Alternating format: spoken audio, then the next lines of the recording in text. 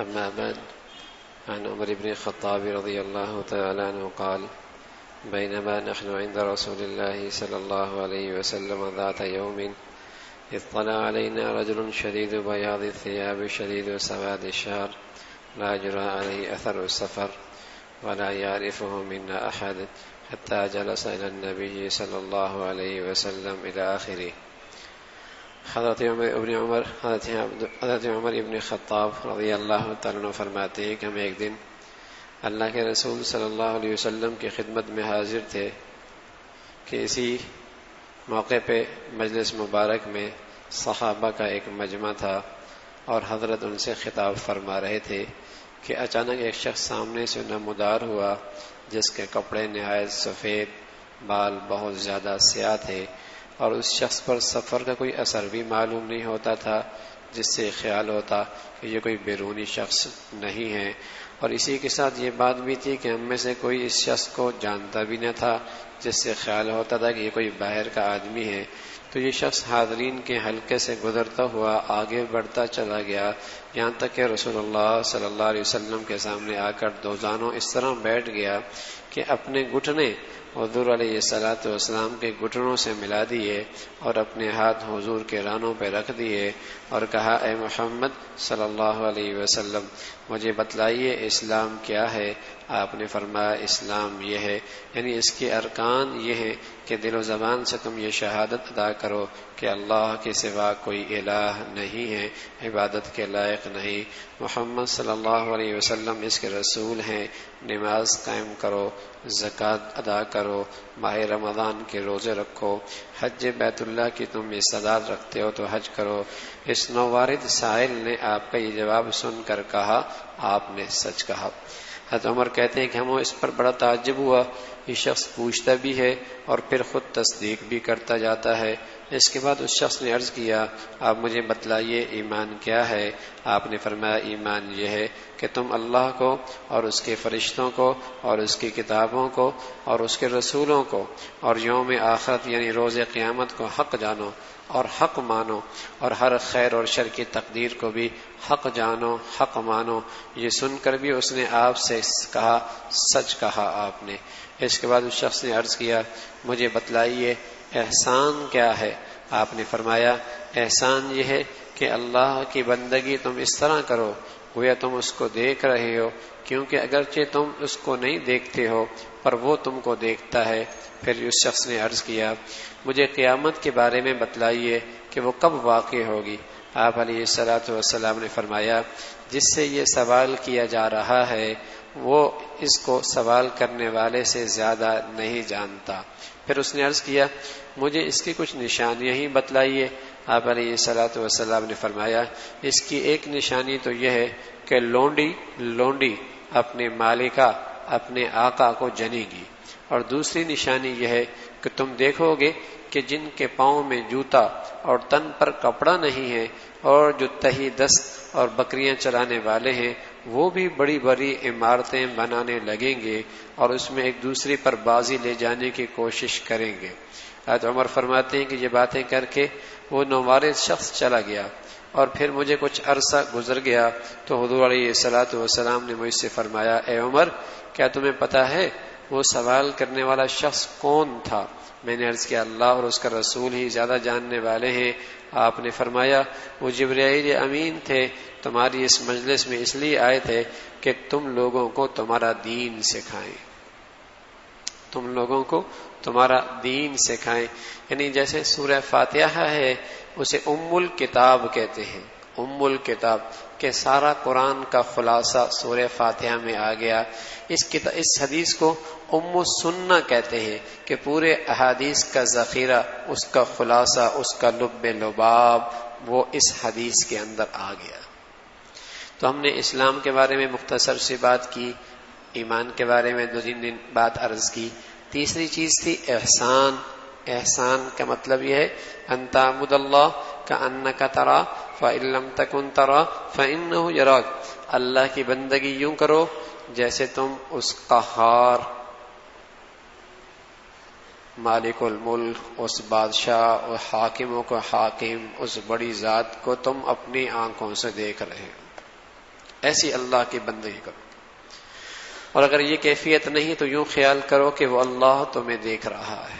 یہ احسان. ایک تو ہمارے اردو زبان میں یہ لفظ استعمال ہوتا ہے نا احسان، اس کا مطلب ہوتا ہے دوسروں کے ساتھ حسن سلوک کرنا، اچھا سلوک کرنا، اس کا نام احسان ہے. اور ایک دین میں شریعت میں اس لفظ کا استعمال ہے احسان. ومن احسن قولا ممن دعا الی اللہ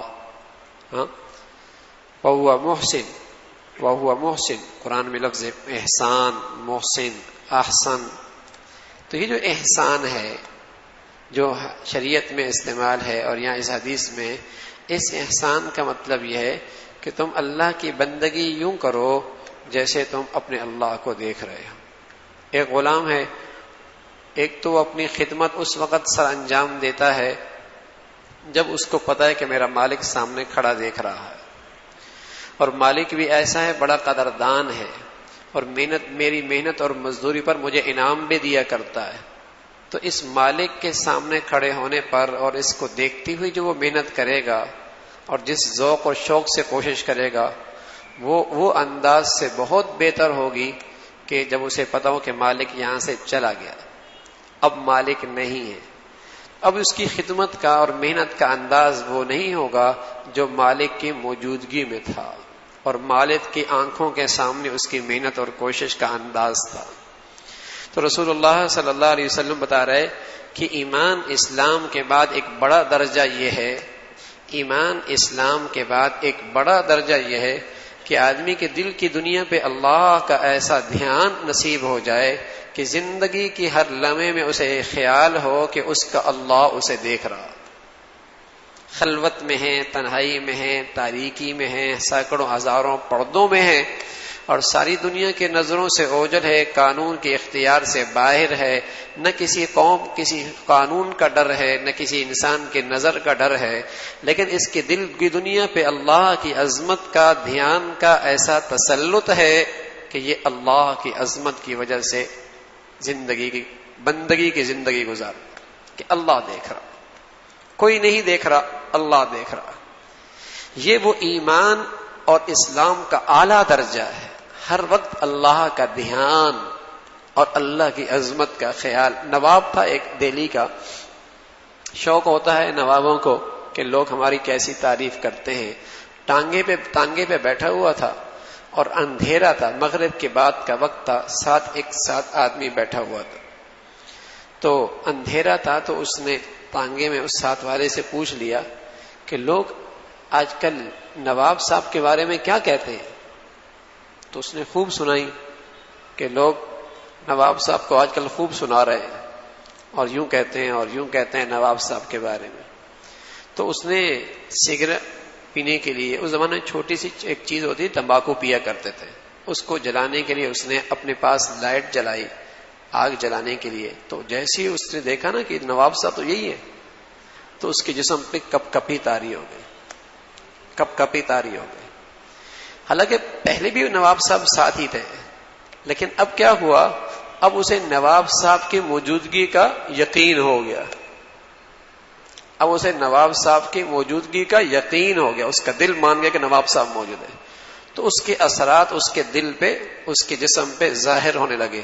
میرے عزیزو، مانتا تو ہے مسلمان اللہ ہے، کائنات کا ہر ذرہ وہ چلاتا ہے، زمین کا پتا، درخت کا پتا اس کی حرکت کے بغیر نہیں گرتا، اور سمندر کا قطرہ اپنی درگاہ جیسے اس کی اجازت کے بغیر نہیں ہلتا. یہ مانتا تو ہے، لیکن اس چیز کا دھیان نہیں ہے کہ اس تنہائی میں بھی اللہ موجود ہے، اس خلوت کے اندر بھی موجود ہے، اور مجھے اس گھڑی کے اندر، اس لمحے کے اندر بھی دیکھ رہا ہے. یہ کیفیت جب دل میں آتی ہے تو ہر وقت یہاں اللہ کی عظمت، اللہ کا خوف دل میں رہتا ہے، اللہ کی عظمت، اللہ کا خوف رہتا ہے. پھر اس کی زندگی بہت صاف ستھری، پاکیزہ، جلوتوں سے زیادہ خلوت کی زندگی اور زیادہ خوبصورت ہو جاتی ہے.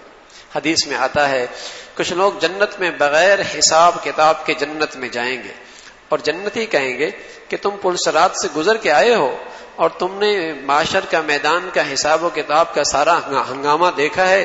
کہا پل صراط کیا ہوتا ہے، حساب و کتاب کیا ہوتی ہے. کیا پھر تم کس امت سے تعلق رکھتے ہو؟ وہ کہیں گے ہم امت محمدیہ سے تعلق رکھتے ہیں۔ کہا تمہارے اندر پھر کیا خوبی ہے کہ تم بغیر حساب کتاب کے جنت کے دروازے پر پہنچ گئے؟ فرمایا اور تو کوئی خوبی نہیں، دو چیزیں ہیں۔ اللہ نے دنیا میں جس حال میں رکھا ہے، تھوڑا دے کر یا زیادہ دے کر، صحت میں یا بیماری میں، خوشحالی میں یا تنگدستی میں، دل سے اللہ کے اس فیصلے پہ راضی ہیں۔ اور دوسرا یہ ہے کہ خلوت اور تنہائیوں میں اپنے اللہ سے حیا کرتے ہیں، خلوتوں اور تنہائیوں میں اپنے اللہ سے حیا کرتے ہیں، حیا کرتے ہیں۔ تو تنہائیوں کی زندگیاں خوبصورت ہو جائیں، خلوتوں کی زندگیاں خوبصورت ہو جائیں، اس کے لیے یہ احسان ہے۔ اور میرے عزیزو، یہی وہ چیز ہے جو آدمی اللہ کے نیک بندوں سے تعلق رکھتا ہے، ان سے اپنی تربیت کرواتا ہے، وہ یہی چیز پیدا کرنے کے لیے کہ اس کے دل میں ہر عمل سے پہلے اللہ کا دھیان نصیب ہو جائے اور اس کی پوری زندگی میں اخلاص آ جائے۔ یہ جو تزکیہ ہے، اصلاحی تعلق ہوتا ہے، اللہ والوں سے تعلق رکھتے ہیں، اس کا حاصل کوئی خاص چیز نہیں ہوتی کہ اس کو کرامات آ جائیں، کشف آ جائے، ہوا میں اڑنے لگ جائے، کوئی اچھی اچھی خوابیں آنے لگ جائیں، ہاں، اور جسے کہیں یہ کوئی چیز نہیں ہے۔ اصل اس کا مقصد ہوتا ہے کہ اس کا اللہ سے ایسا تعلق ہو کہ ہر عمل میں صرف اللہ کی رضا کا جذبہ ہو، احسان صرف اللہ کی رضا کا جذبہ، کوئی اور چیز دنیا کی پیش نظر نہ ہو، نہ تعریف، نہ واہ واہ، نہ لوگوں کی زبانوں کی تعریف کا شوق، نہ دنیا کا مفاد، سب سے بڑی چیز اس کے نظر اللہ راضی ہو، اللہ کی خاطر۔ یہ ایمان اسلام کے بعد چیز حاصل ہوتی ہے، یہ ایمان اسلام کے بعد یہ چیز حاصل ہوتی ہے کہ آدمی کی زندگی میں ہر عمل میں اخلاص آ جائے، صرف اللہ کی رضا کے لیے کر رہا ہے۔ تو اس شخص کا جس کی زندگی میں اخلاص ہوتا ہے، اس کی خلوتیں اور تنہائیاں جلوت سے زیادہ خوبصورت ہوتی ہیں۔ جس آدمی کی زندگی میں اخلاص ہوتا ہے، اس کی خلوت اور تنہائیاں زیادہ پاکیزہ، زیادہ صاف، زیادہ عبادت سے بھری ہوئی، زیادہ خوبصورت، وہ جلوت سے زیادہ خوبصورت ہوتی ہے۔ یہ اخلاص کی ایک بڑی نشانی ہے، جسے اللہ رب العزت نصیب فرما دے، اللہ ہمیں بھی نصیب فرما دے۔ یہ احسان ہے، یہ ایمان کے بعد ہے کہ ہر عمل میں مقصود صرف اللہ کی رضا، کہ وہ اللہ راضی ہو جائے اور اس اللہ کو دیکھ کر اپنی زندگی گزارے۔ صرف نماز نہیں، پوری بندگی کی زندگی کاروبار میں بیٹھا ہے، ترازو ہاتھ میں ہے، ملاوٹ کر سکتا ہے، ڈنڈی مار سکتا ہے، کوئی نہیں دیکھ رہا، اللہ دیکھ رہا، کوئی نہیں دیکھ رہا، اللہ دیکھ رہا، ساری نظروں کے اوجل ہے، لیکن مجال ہے کسی کا حق مارے، مجال ہے کسی کا حق مارے، کسی کو نہیں پتا کہ یہ جھوٹ بول رہا ہے، لیکن اللہ کا ڈر ہے، زبان پہ جھوٹ نہیں لاتا۔ کسی کو نہیں پتا یہ ملاوٹ کر رہا، اللہ دیکھ رہا ہے، ملاوٹ نہیں کر رہا۔ کسی کو نہیں پتا کہ یہ کسی کا حق مار رہا ہے، اللہ دیکھ رہا ہے، مجال ہے اس میں کوتاہی کرے۔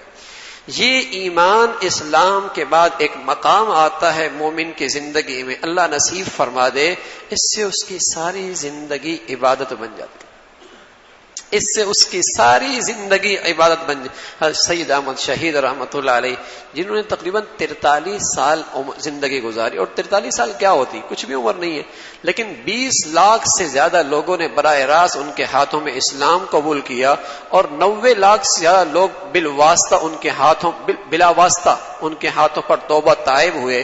43 سال کی عمر کیا ہوتی ہے، لیکن فرمانے لگے اللہ کا مجھ پہ فضل ہوا، جب سے میں نے شعور سنبھالا ہے، جب سے میں نے شعور سمجھ بوجھ ہوئی ہے، میں نے کوئی کام بھی اپنے نفس اور طبیعت کی بنیاد پر نہیں کیا، اللہ کی رضا کے لیے کیا۔ یہاں تک کہ طبعی کام بھی، کھایا پیا سویا، وظیفہ زوجیت ادا کیا، بیوی کے پاس گیا، بچوں سے پیار کیا، اپنے نفس اور طبیعت کی بنیاد پر نہیں کیا، بلکہ اپنے اللہ کو راضی کرنے کی نیت سے کیا۔ اس سے آدمی کمال کا بنتا، اس سے آدمی کمال کا بنتا، اس کی رات دن، سونا جاگنا، اٹھنا بیٹھنا، کھانا پینا سب عبادت بن جاتی۔ لیکن میرے عزیزو، یہ چیز آتے آتے آتی ہے، یہ آتے ہمارے بزرگ تھے مفتی زین العابدین رحمۃ اللہ علیہ، وہ فرمایا کرتے تھے آدمی کا ظاہر بھی بن جاتا ہے، پگڑی بھی آ گئی، ٹوپی بھی آ گئی، کپڑے بھی بن گئے، ہاں، ظاہری اعمال بھی آ جاتے ہیں، یہ پہلے درجے میں آتے ہیں. پھر اس کے بعد صفات آتی ہیں ایمان والے کی. اس کے اندر عاجزی آ گئی، انکساری آ گئی، دیانت آ گئی، امانت آ گئی، ہاں، اور سخاوت آ گئی، اور سچائی آ گئی. یہ ایمان والی صفات آتی. لیکن فرمانے لگے جو چیز سب سے آخر میں آتی ہے وہ اخلاص آتا. جو سب سے آخر میں چیز آتی ہے وہ اخلاص آتا ہے. اور میرے عزیزو یہ چیز ہے ایسی، آتی بہت دیر سے ہے، جالتی بہت جلدی ہے. آتی بہت دیر سے ہے لیکن جانے میں سیکنڈ نہیں لگتا، سیکنڈ نہیں لگتا، نیت خراب ہونے میں دیر نہیں لگتی. تو یہ خوبی آتی بہت دیر سے ہے کہ اللہ کے لیے زندگی ہو بس، لیکن جاتی بہت جلدی. اللہ ہمیں یہ نصیحت فرما دے. اخلاص اس کا نام ہے احسان، کہ ہر وقت زندگی ایسی ہو کہ اللہ ہم سے راضی ہو جائے. اور رسول اللہ صلی اللہ علیہ وسلم نے دوسری بات فرمائی. پوچھا اس نے، یا رسول اللہ قیامت کب آئے گی؟ فرمایا مل مسئول اعلم من السائل. سائل سے زیادہ مسئول جس سے پوچھا جا رہا وہ نہیں جانتا. یوں بھی اللہ کے نبی کہہ سکتے کہ مجھے نہیں پتا، بلکہ انداز اختیار کیا کہ سائل سے زیادہ مسئول نہیں جانتا. کیا مطلب؟ قیامت کی صحیح خبر نہ جبرائیل کو پتا ہے نہ ہمیں پتا ہے. قیامت کا صحیح خبر نہ جبرائیل کو پتا ہے نہ ہمیں پتا ہے. اچھا، اس نے کہا یا رسول اللہ امارتھا، قیامت کی نشانیاں ہی بتا دے. تو اللہ کے نبی نے فرمایا کہ آقا اپنی باندھی اپنی آقا ماں اپنے آقا کو جنے گی، ماں اپنے آقا کو جنے گی. حضرات محدثین نے بتایا اس کا مطلب یہ ہے کہ بیٹیوں کی فطرت میں اطاعت ہوتی ہے، ماں سے خاص تعلق ہوتا ہے، پیار ہوتا ہے. لیکن قرب قیامت میں ایسا ہی ہوگا کہ بیٹا تو بیٹا، بیٹیاں بھی اپنے ماں باپ کی نافرمان بنیں گی اور ماں پر یوں حکم چلائیں گی جیسے زرخیز باندیوں پر حکم چلایا جاتا. بیٹیاں ماؤں پہ یوں حکم چلائیں گی جیسے زرخیز باندیوں پر حکم چلایا جاتا ہے. ایسا قرب قیامت میں، اور یہ سلسلہ چل پڑا ہے، یہ سلسلہ چل پڑا ہے اولادوں کی نافرمانیوں کا اور بیٹیوں کی نافرمانی کا، کہ ایسا حکم ہے جیسے ماں زرخیز باندی ہے، خریدی ہوئی باندی ہے، ایسا اس پہ حکم چلائے گی. پھر اس نے پوچھا، اللہ کے نبی نے بتایا دوسری نشانی یہ ہے ان تلد الامۃ ربتها وان ترى العراة الحفاة يتطاولون في البنيان. ننگے پاؤں اور ننگے جسم جن کے پاس کچھ بھی نہیں، بکریاں چرانے والے، ان اہلوں کے پاس بھی دولت اتنی آ جائے گی کہ یہ اپنی نااہلی کی وجہ سے اپنی دولت گارے مٹی میں لگائیں گے اور اس گارے مٹی کو اپنے لیے باعث فخر سمجھیں گے. اپنی دولت کو گارے مٹی پہ لگائیں گے اور بلند و بالا عمارتیں میں اور شاہانہ محلات بنا کر ایک دوسرے پہ فخر کریں گے. اور نبی کی بات سچی، جن ملکوں میں کبھی کچھ بھی نہیں تھا، تیل نکلا، پتہ نہیں کیا کچھ نکلا، وہاں عمارتیں آسمانوں کو چھو رہی ہیں. ایسی بلند و بالا عمارتیں ہیں جہاں کچھ بھی نہیں تھا، صحرا تھا، مٹی مٹی تھی، ہاں، وہاں ایسی دولت آئی ہے، ہاں، کہ عمارتیں بلند، بکریاں چرانے والے کچھ بھی نہیں ان کے پاس. لیکن قرب قیامت میں اہلوں کے پاس جب دولت آئی تو انہوں نے مٹی گارے پہ دولت لگا کر اسی پہ فخر کرنا شروع کر دیا. اور رسول اللہ صلی اللہ علیہ وسلم نے اس کو ایک انداز میں اور بتایا، اذا وسد الامر الى غیر اہلی فانتظر الساعہ، او کما قال علیہ الصلاۃ والسلام. جب قوم کے قومی امور اور قومی معاملات اہلوں کے سپرد ہو جائیں تو یہ بھی قرب قیامت کی نشانی ہے. جب قومی امور اور قوم کے معاملات نااہلوں کے سپرد ہو جائیں تو یہ بھی قرب قیامت کی نشانی ہے. یوں رسول اللہ صلی اللہ علیہ وسلم نے قرب قیامت کی نشانیاں بتائی ہیں. تو سارے دین کا خلاصہ اللہ اور اللہ کے رسول کی اطاعت ہے، اور اللہ کے طرف سے بتائی ہوئی باتیں، رسول کی لائی ہوئی باتیں، ان غیب چیزوں پر ایمان لانا ہے، اور ہر وقت اللہ کا دھیان کے ساتھ زندگی گزارنے کا نام یہ سارا دین کا خلاصہ ہے. اللہ رب العزت وہی ہمیں اچھی طور پہ ایمانی اسلامی زندگی نصیب فرما دے. اللهم لك الحمد كله ولك الشكر كله. اللهم لك الحمد كله ولك الشكر كله. اللهم لك الحمد كله ولك الشكر كله. اللهم لك الحمد كله ولك الشكر كله. اللهم أعنا على ذكرك وشكرك وحسن عبادتك. اللهم أعنا على ذكرك وشكرك وحسن عبادتك. اللهم أعنا على ذكرك وشكرك وحسن عبادتك. نستغفر الله نستغفر الله نستغفر الله. سبحان ربك رب العزة عما يصفون وسلام على المرسلين والحمد لله.